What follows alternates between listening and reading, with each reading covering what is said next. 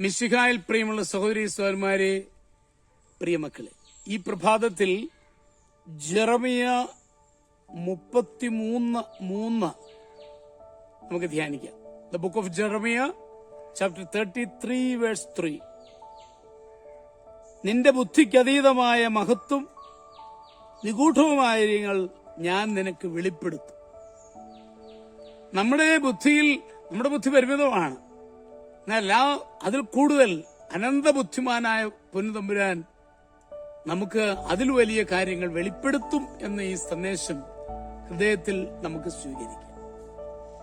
1833 October 21 സ്വീഡനിലെ സ്റ്റോക്ക്ഹോമിൽ Alfred Nobel ജനിച്ചു. ശാസ്ത്ര പുസ്തകങ്ങളെ ഏറെ ഇഷ്ടപ്പെട്ട നോബൽ എന്തെങ്കിലും കണ്ടുപിടുത്തം വഴി ലോക പ്രശസ്തനായി തീരണമെന്ന് ആഗ്രഹിച്ചു.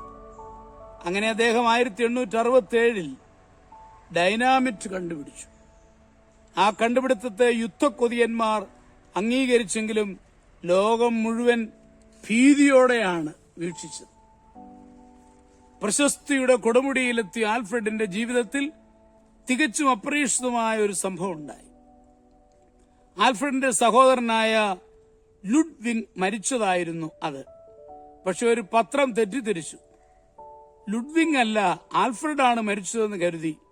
അതുകൊണ്ട് പത്രത്തിൽ ഇപ്രകാരം അവർ ചരമവാർത്ത എഴുതി: ഡൈനാമിറ്റ് കണ്ടുപിടിച്ചത് വഴി ശാസ്ത്രത്തിന് നേട്ടങ്ങൾ കൊയ്ത മരണത്തിന്റെ കച്ചവടക്കാരൻ അന്തരിച്ചു.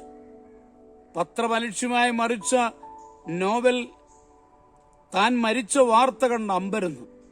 അവർ തന്നെ വിളിച്ചിരിക്കുന്ന പേരുകൾ വായിച്ച് അദ്ദേഹം അത്ഭുതപ്പെട്ടു.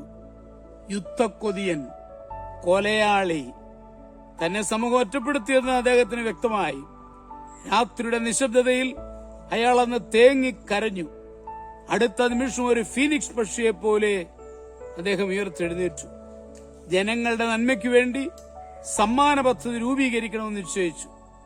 അതിൻ പ്രകാരം 1895 നവംബറിൽ 7.5 കോടി രൂപ മാറ്റിവെച്ചു.